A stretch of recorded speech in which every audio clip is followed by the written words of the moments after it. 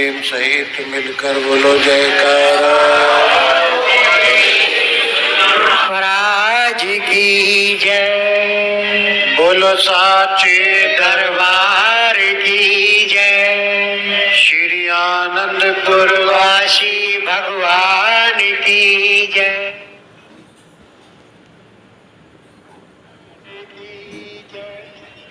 घट घट वासी भगवान की जय। श्री आनंदपुर वासी भगवान की जय। बोलो जयकारा।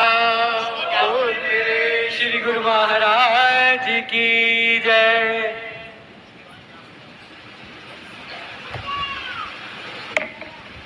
छोटी छोटी चीजें हैं, बहुत बड़ी बातें नहीं है, से गुरु महाराज जी ने हमको दिए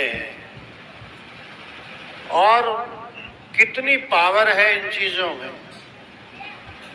कि जब अंतर हृदय से और उच्च स्वर में गुरुमुख जन जयकारा बोलते हैं तो दिल की कलियां खिल उठती है। बोलो जयकारा। बोल मेरे श्री गुरु महाराज की जय। उन गुरुदेव के जयकारे में इतनी शक्ति है, इतनी ताकत है कि डूबती नैया भी है ना बाहर निकल जाए। कई बार भक्तों ने ऐसे अनुभव किए होते हैं। एक बार का वृतांत, गुरु महाराज जी की तो अनंत लीलाएं, अपार लीलाएं होती, लेकिन ये जो झटके लगते हैं ना भक्तों को, झटके क्यों लगते हैं, कब लगते हैं, कैसे लगते हैं? जब भगत का मन गुरुदेव के चरणों से हट जाता है, इधर उधर वृत्ति चली जाती है, तब गुरुदेव एक हल्का सा क्या मारते हैं, है ना, हल्का सा झटका मारते हैं जी। नई नई शादी हुई थी और दोनों जोड़ा मोटरसाइकिल पे बाजार घूमने के लिए जा रहे थे किसी शहर में। तो निकले हुए जा रहे थे,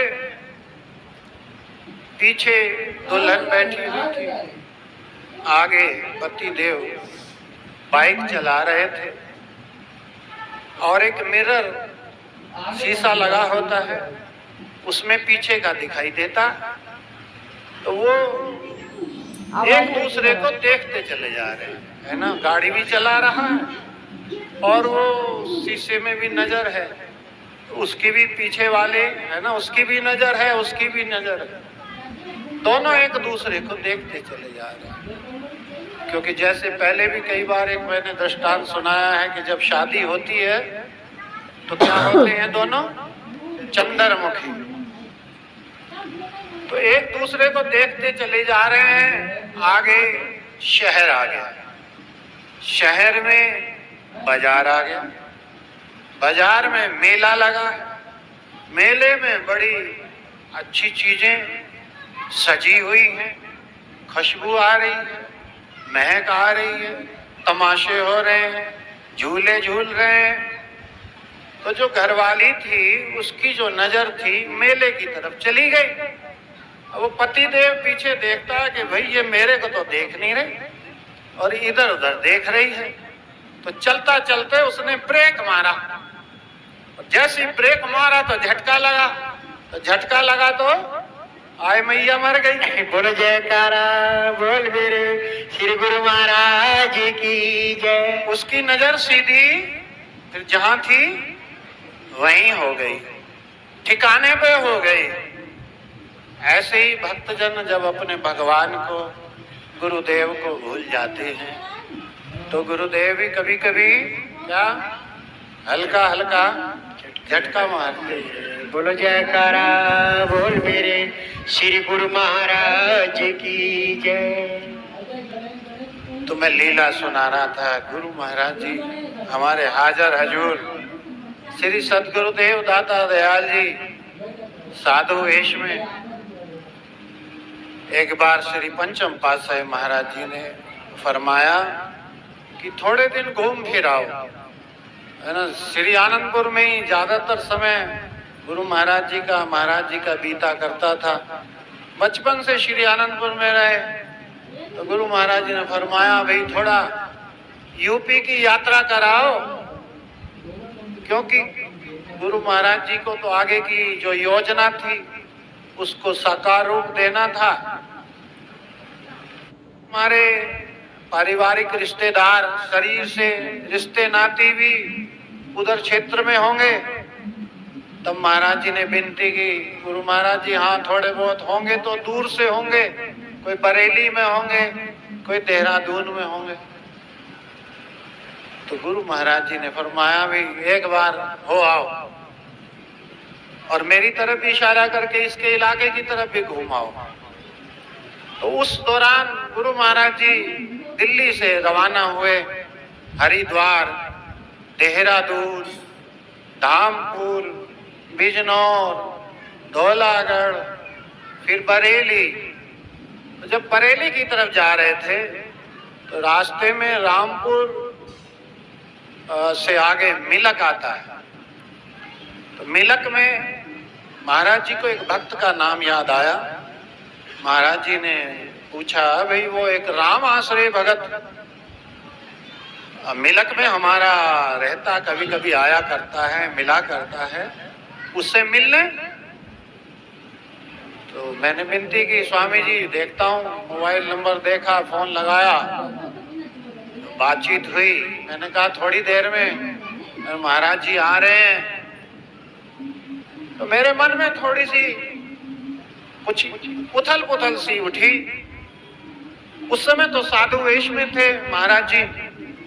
मेरे मन में विचार आया भी संगत तो दूसरे की है, राम प्रसाद महात्मा जी की है, और हम ऐसे बिना उनके पूछे उनके यहाँ जा तो रहे हैं, लेकिन क्या ये मन में विचार करने लगा क्या ये बात उचित है, उनसे पूछ ले तो अच्छा है। लेकिन पूरे ट्रस्ट के दरबार के मालिक साथ में विराजमान है। अब मैं मन में, लेकिन ये मन के अंदर ये विचलन सी चल रही थी। एकदम अचानक आगे से एक ट्रक आ रहा है और ट्रक बिल्कुल आके सामने, गाड़ी भी पूरी स्पीड से, उधर ट्रक भी पूरी स्पीड से। तो मैंने आगे देखा तो जोर से मैंने जयकारा बोला, है ना, जैसे आप अब जयकारे बोल रहे हैं। और जैसे ही जयकारा बोला तो पता नहीं 50 मीटर दूर गाड़ी पहुंच गई। बोलो जयकारा बोल मेरे श्री गुरु महाराज की जय। गाड़ी ने पलटे खाए, क्या हुआ ये बात समझ में नहीं आई। कहाँ तो बिल्कुल सामने ट्रक के थी और कहाँ वो दूर पेड़ के पास पहुंच गई। और सारे थोड़ी देर तो किसी को पता ही नहीं लगा। जब होश में आए तो महाराज जी ने पूछा भाई क्या हो गया। मैं कहा स्वामी जी बस आपके ही आश्रय हैं, या गुरु जी के आश्रय हैं, या राम आश्रय। बोलो जयकारा बोल मेरे श्री गुरु महाराज की जय। बोले राम आश्रय का कहाँ है। मतलब सामने स्वामी जी बस आने वाला है मिलक। वो भी सड़क पे खड़ा हुआ था, अपने घर ले गया। तो महाराज जी, हमारे हाजर हजूर महाराज जी की याददाश्त अब भी 92 साल की उम्र में अभी भी इतनी तगड़ी है कि जब धौलागढ़ वाले महात्मा जी जब गद्दी नशीन हुए गुरु महाराज जी, तो धौलागढ़ वाले महात्मा जी वहां पहुंचे, प्रयाग धाम। तो गुरु महाराज जी ने पूछा कहाँ से आए हो। कहते स्वामी जी धौलागढ़ से। अच्छा हाँ धौलागढ़, हम भी गए थे धौलागढ़। तो बोले हाँ जी आप गए थे। कई जगह बताया, कई जगह फरमाया कि धामपुर भी गए थे, बिजनौर भी गए थे। तो गुरु महाराज जी तो देखिए छोटे छोटे भक्तों को याद रखते हैं। मेरे से कहते हैं तेरी माता से जरूर मिलना है। मगर स्वामी जी मेरी माता तो बिजनौर में है। मगर भोजन का समय हो गया है, भोजन धामपुर में है। बोले नहीं पहले बिजनौर ही चलना है ना। बिजनौर गए, किराए के मकान में थे। वहां माता जी मिले, भाई साहब से कहते ये क्या तेरा मकान है। बोले नहीं जी ये किराए का मकान है। फरमाया तेरा अपना मकान नहीं है, करता क्या है तू? कहता जी दुकान करता हूँ। तो इतना नहीं कमाता, तेरी दुकान तेरा मकान नहीं है? कहते नहीं जी इतनी कमाई नहीं है। बोले तूने कभी गुरु महाराज जी से मांगा है? स्वामी जी आप तो सत्संग में संत सुनाते हैं कि गुरु महाराज जी से कुछ मांगना नहीं चाहिए। तब महाराज जी ने कहा भाई और गुरु महाराज जी से नहीं मांगोगे तो किससे मांगोगे? बोलो जयकारा बोल मेरे श्री गुरु महाराज की जय। अरे मांग कर तो देखो, मांग कर तो देखो।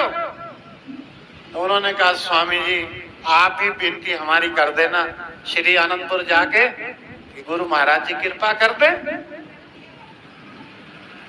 तो कई जगह के ऐसे प्रसंग होते हुए महाराज जी के ऐसी लीलाएं देखी कि थोड़े ही दिन बाद है ना उनका जो था मकान का ऐसी रचना रची कि जिस मकान में रहते थे दूसरा मकान किराए पे लिया, जिसमें रहने लगे वही मकान उनको बड़े सस्ते दामों पे मिल गया और अपना मकान हो गया।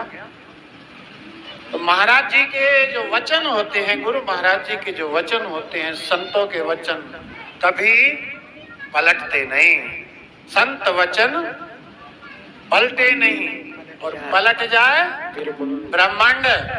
कि संत सहज स्वभाव में जो वचन फरमा दें वो कभी भी असत्य नहीं होता।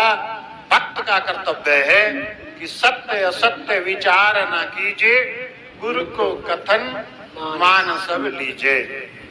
देखिए भक्तों के घर चाहे झोपड़ी हो चाहे पक्के मकान हो, इससे कोई मतलब नहीं। रैन बसेरा कैसा भी हो, ये संसार तो मुसाफिर खाना है। बड़े बड़े कोठियों वाले बड़े बड़े मकानों वाले भी लोग दुनिया में है, लेकिन अगर झोपड़ी में रहते हुए कोई भगवान का गुरुदेव का भक्त है तो भाग्यशाली है, वो धनाढ्य है, वो सेठ है। लेकिन जब हम पहली बार यहाँ इस गांव में आए थे, किस भगत के यहाँ आए थे भाई? भीम भगत जी राजीव के यहाँ आए थे। उसी दौरान राजीव का भी बहुत अच्छा मकान तो नहीं था, और उसी दौरान इस घर में भी आए थे। इस घर में एक पेड़ खड़ा हुआ था पेड़? हाँ, इधर तो एक छोटी सी झोपड़ी सी थी। मैंने कहा भगत जी भाई आप ही सत्संग करवाओगे? कहते हाँ थोड़ा कुछ जगह नहीं है। कि सत्संग भी हुआ था क्या? सत्संग भी हुआ था, लेकिन जब हम गुरु महाराज जी को जगह दे देते हैं, गुरु महाराज जी को स्थान दे देते हैं, भक्तों को बिठाते हैं सत्संग में, तो गुरु महाराज जी भी है ना पूरी व्यवस्था अपने आप ही कर देते हैं। तो आज देखो कितना बड़ा मकान, कितना बढ़िया मकान दिखाई दे रहा है। बोलो जयकारा बोल मेरे श्री गुरु महाराज की जय। प्रत्यक्षम किम प्रमाणम, जो चीज सामने है वो दिखाई दे रही है। जो भक्तजन गुरु महाराज जी को मानते हैं और जो गुरु महाराज जी की मानते हैं, जो गुरु महाराज जी को मानते हैं, जो गुरु महाराज जी की मानते हैं, पहले को बोला फिर की बोला,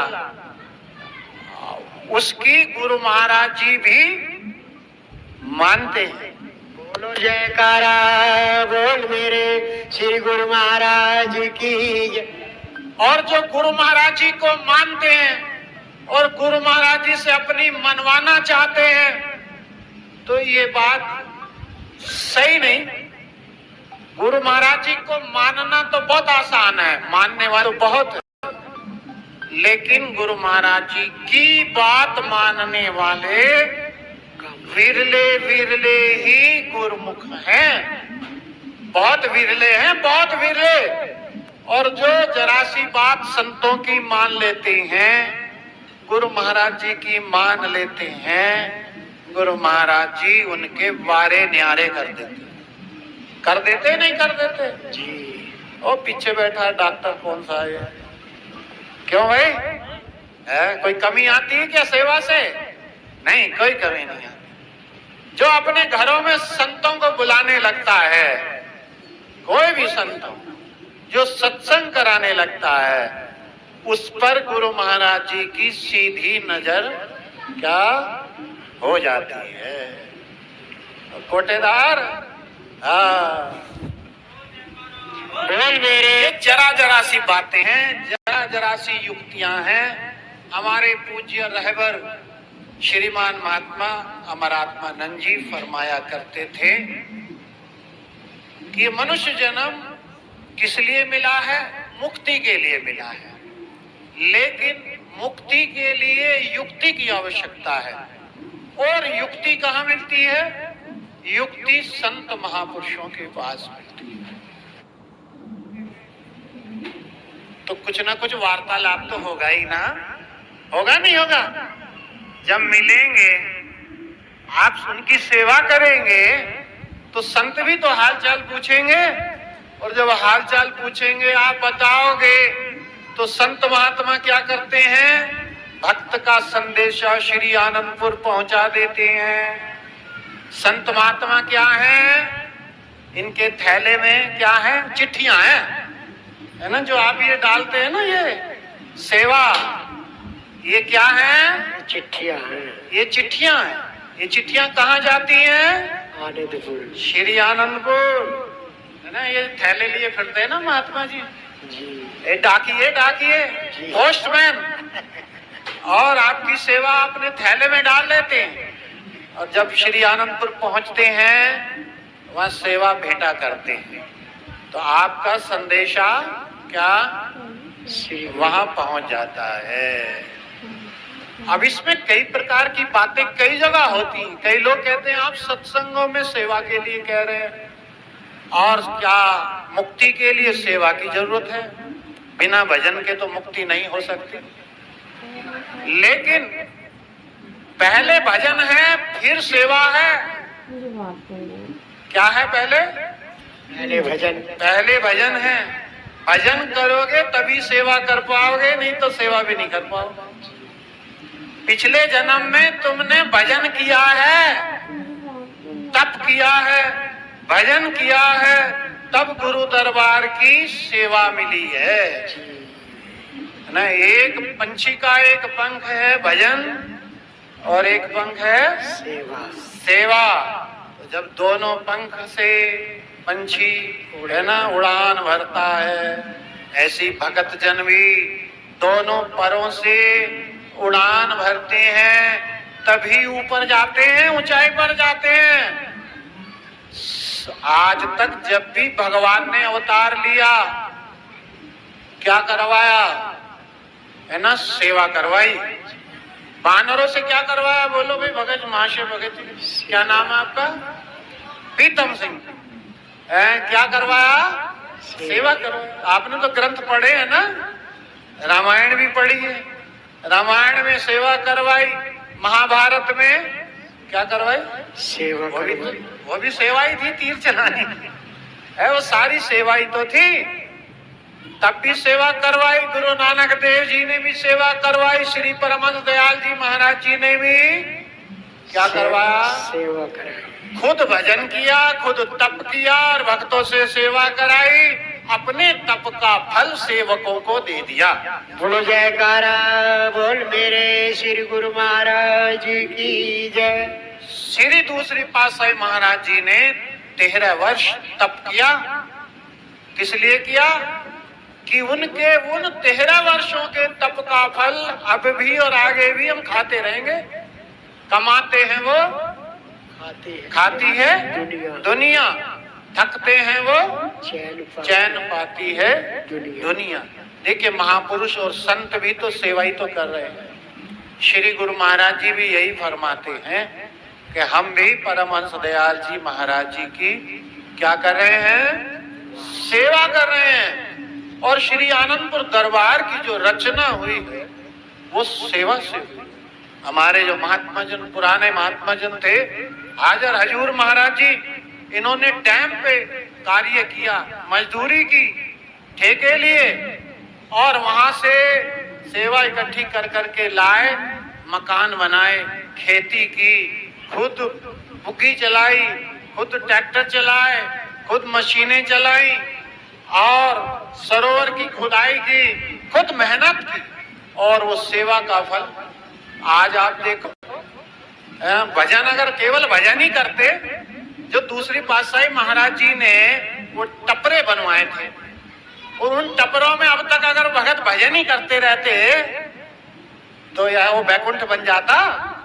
बोलो, नहीं बनता। भजन तो हमने पिछले जन्म में किया है, अब तो सेवा कर लो, अब आखिरी मंजिल पहुंचना है बस। गुरु महाराज जी के हाथ में है सब कुछ, कोई कुछ भी किसी के हाथ में नहीं है। एक पलक में कहां से कहां पहुंचा दे, बूंद को दरिया कर दे और दरिया को क्या कर दे, समुद्र बना दे, है ना। बूंद को दरिया कर दे, दरिया को समुद्र बना दे, ये गुरु महाराज जी के हाथ में। जिस पर उनकी मेहर हो जाए, है ना, उसके वारे न्यारे जरा सी देर में कर सकते हैं।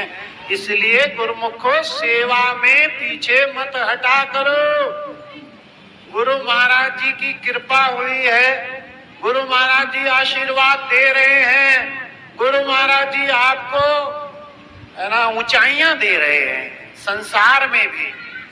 तो आपका भी कर्तव्य है कि गुरु महाराज जी की निरंतर सेवा करते रहें। और ये सेवा ही मोक्षदायिनी है, सेवा ही मुक्ति देने वाली है, सेवा ही जीवन का लक्ष्य पूर्ण कराने वाली है। तो गुरुमुख जन आज जो है खुशियां मना रहे हैं।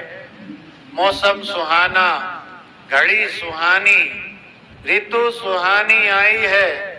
ऋषभ के जन्मदिन की सबको लाखों लाख बधाई है। बोलो जयकारा बोल मेरे श्री गुरु महाराज की जय।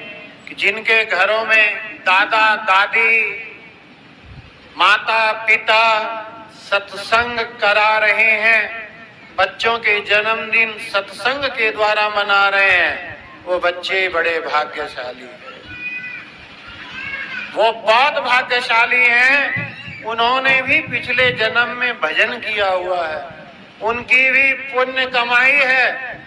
और जैसे जन्मदिन और भी मनाते हैं, दुनिया मनाती है, लोग उपहार लेके आते हैं, गिफ्ट लेके आते हैं, जन्मदिन सत्संग में भी मनाया जा रहा है। लेकिन भगत जन जो लाते हैं वो गिफ्ट बहुत विशेष निराले गिफ्ट लेकर के आते हैं। कौन से?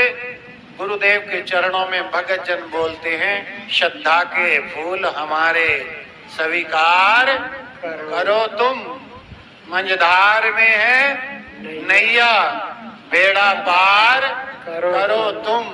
तो इतने भाव के पुष्प लेकर, इतने उपहार लेकर इतने भगत जन आए हैं। तो वो बच्चा ऋषभ है ना, जिसका नाम ही है ना ऋषियों से है, ऋषभ है, इसका नाम चरितार्थ हो रहा है।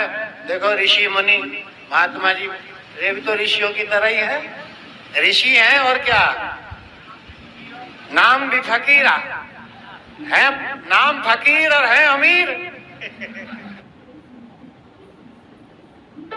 नाम फकीर और है अमीर।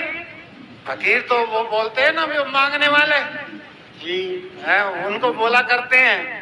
मेरा नाम रख दिया पंडित जी ने दरवेश, तो मास्टर ने आग लगा दी। प्राइमरी स्कूल में जैसे गया तो मास्टर कहता है क्या नाम, कहता दरवेश, कहता ये तो मंगतों का नाम होता है, तो मंगतों का नाम होता है।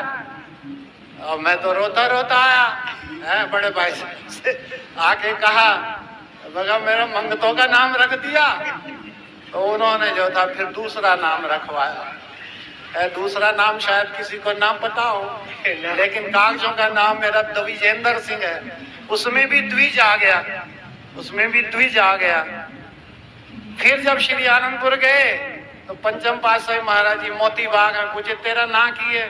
भाई तू कमरे में हमारे सेवा करता है, हमें तो नाम बुलाना पड़ेगा, नाम क्या है? तो एक सुनील महात्मा जी थे मोती बाग वाले, तो उन्होंने बताया द्विजेंद्र। बोले कि ये नाम नहीं भाई, नाम दूसरा भी होगा। तो तब उन्होंने कहा नहीं, दूसरा भी था। बोले दरवेश नाम। तो हमें तो दरवेशों की जरूरत है, हमारे पास तो सारे दरवेश फकीर ही तो है। तो अब वो नाम फिर दोबारा से हो गया।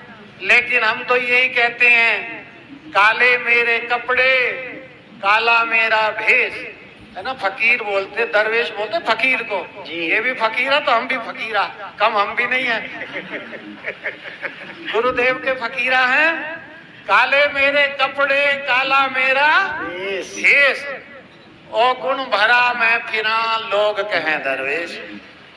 काले कपड़े होते हैं, मुसलमानी फकीर होते हैं ना, वो काले कपड़े पहनते हैं तो उनको दरवेश बोलते हैं। तो वो कह रहा है कि देखो लोग कह रहे हैं फकीर फकीर फकीर, दरवेश दरवेश दरवेश। मेरा मन भी काला, मैं अंदर से भी काला, मैं ऊपर से भी काला, और लोग कह रहे हैं फकीर फकीर। प्रभु बस रक्षा करो मेरी, है वो रक्षा करो। और महान वो होता है, महान की परिभाषा बताएं आपको, महान कौन होता है बता दें। महान वो होता है जिसको अपने अंदर अवगुण नजर आते हैं और दूसरों में गुण नजर आते हैं। जब आपके अंदर ऐसा होने लग जाए तब समझो कि आप महान बन गए। क्या औरों में क्या देखना है? गुण। बोलो भाई। गुण गुण गुण गुण गुण गुण। औरों में गुण, अच्छाइयां। कुत्ता भी सामने आ जाए तो उसमें क्या देखना है? अच्छाई। इसमें कोई अच्छाई होगी। कुत्ता जिसका एक टुकड़ा खाता है ना, उसकी चौकीदारी करने को वफादारी करता है, चौकीदारी करता है, तो उसके अंदर भी कोई गुण है।